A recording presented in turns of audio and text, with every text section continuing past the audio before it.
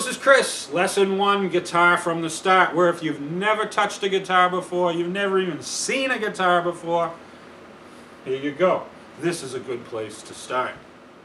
Progressive blues-based lessons, and we take it slow and easy. So if you're not familiar with the guitar at all, it's your first guitar, you haven't even bought the guitar yet, this is a good place to start. What do you need to start playing guitar? Basically an acoustic guitar. That's the most you really have to buy. Maybe a pick. There are a lot of good low-end acoustic guitars at the starter level that sound great. So you don't have to go out and buy a brand new top-of-the-line guitar to get a good sound out of it, because a lot of the guitar's sound has as much to do with the person playing it as it does the guitar itself. To a point. So don't feel like you have to go out and spend a lot of money to start learning guitar. You can get into a nice one for a couple $100, acoustic, good electric guitar. Maybe if you want something decent that you're going to hang on to a little while, you'd be up in the $300 or $400 range, maybe, for something a little bit, better than the cheapest thing you can find. The guitar body there's two types of guitar bodies, or three actually. There's a semi-hollow body, a hollow body, which this is, and a solid body guitar, which would be more like your Les Paul or your Fender Stratocaster would be a solid body guitar. The advantages to the hollow body over the solid body and vice versa is it just all depends on your playing style and the tone you want to get out of it. I just bought this hollow body because my Les Paul is solid mahogany. It's really heavy, and if I sit there and play for 5 or 6 hours a day, it starts to put a little bit of a dent in my shoulder, and kind of, I can feel it on my backbone a little bit sometimes too. So I don't always like to have that full weight of a guitar hanging off my body. So I picked up a nice lightweight hollow body. It's, maybe 5 pounds or something. The parts of the guitar, well, you got your body here. There's a bridge with strings connect to it. The bridge, this one is called a floating bridge. It goes up over the saddle. It comes by the pickups. These are double coil pickups, or a humbucker is the buzzword. If you ever heard that term before, it just means a double coil.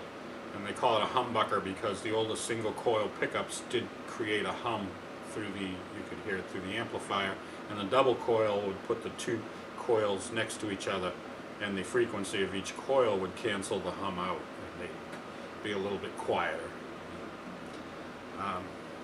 My Les Paul has two P90, what they call a P90 single coil pickups, and I don't have it with me. I just put it in the shop to get the frets leveled, but those P90 pickups sound sweet.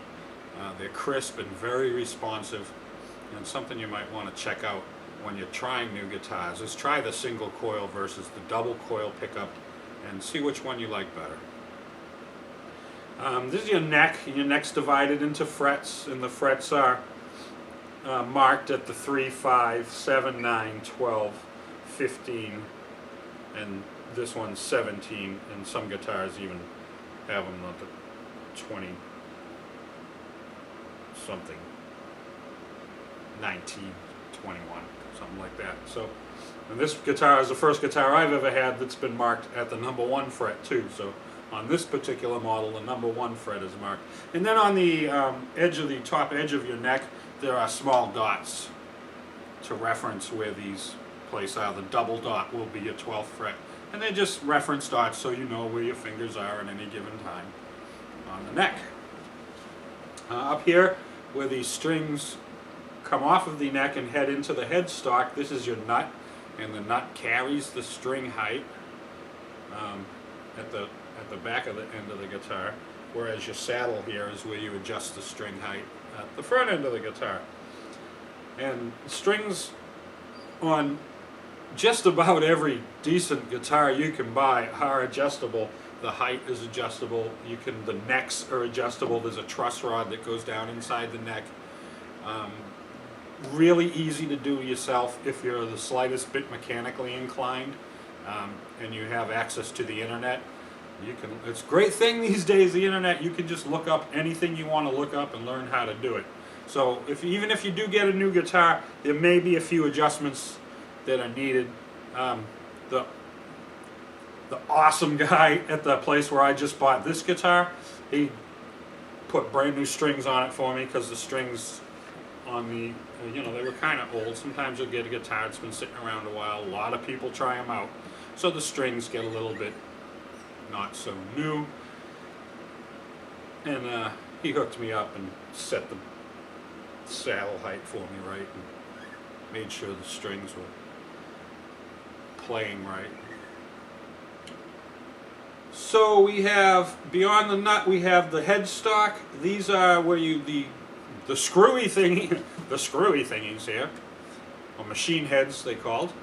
Counterclockwise tightens them, which can get a little confusing sometimes because you're turning them away from the neck on the top, but on the bottom you're turning them toward the neck.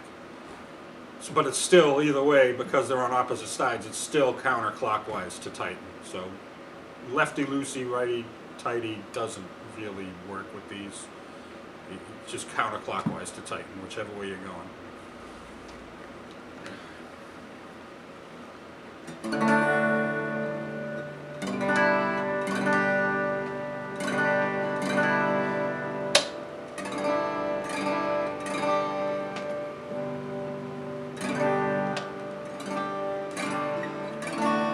And that selector switch there allows you to select between the pickups.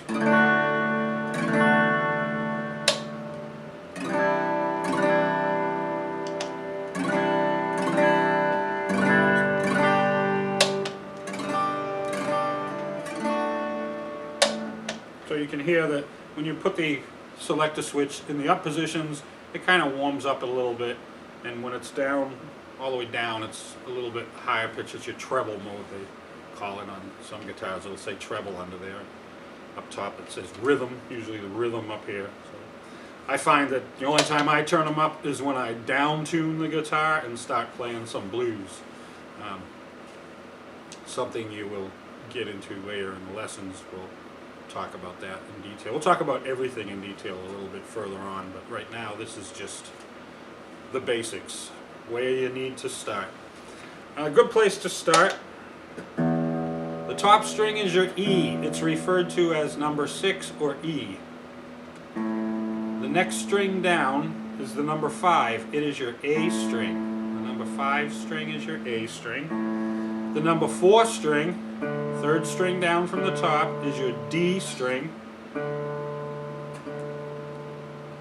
The third string is G. The second string is B, and the first string is E. E, A, G, D, B, E. And when they're all in tune, you can buy a tuner. Well, I don't have my tuner handy where I can grab it. I do have a tuner in my phone. Lots of good free tuning apps in the phone. The one I use is just called Pro Tuner, and it's pretty sweet. I like it. Check it out. There is a way to tune if you do not have a tuner. We'll talk about that later in the lessons too.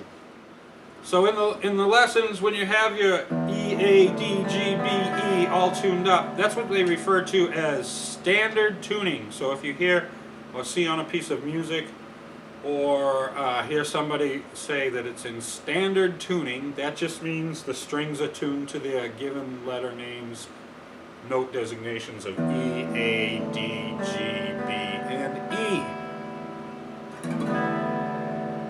Now each fret, your fingers are numbered 1 through 4. Index finger is number 1.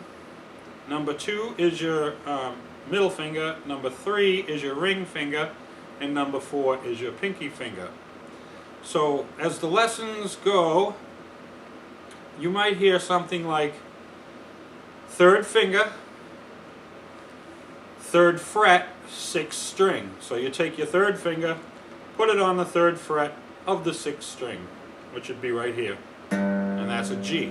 You might hear 2nd finger, 2nd fret, 4th string, right there. That's an E. 4th finger, 4th fret, 1st string, and that is a G sharp. Right there. And 1 finger per fret when you're doing the lessons also, most of the time. So my 3rd finger will cover all the notes on the 3rd fret.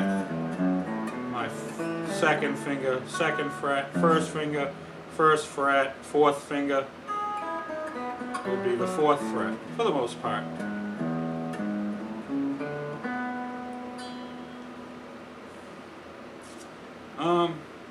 And I think that's pretty much all you need to know to get started. The lessons are progressive, which means they feed into each other. So if you take a lesson and you're looking around going, what the hell am I supposed to do with that? Well,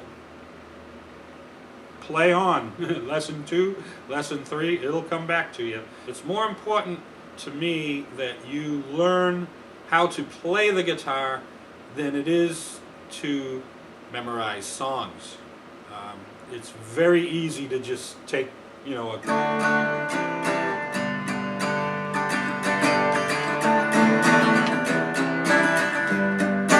all out of tune.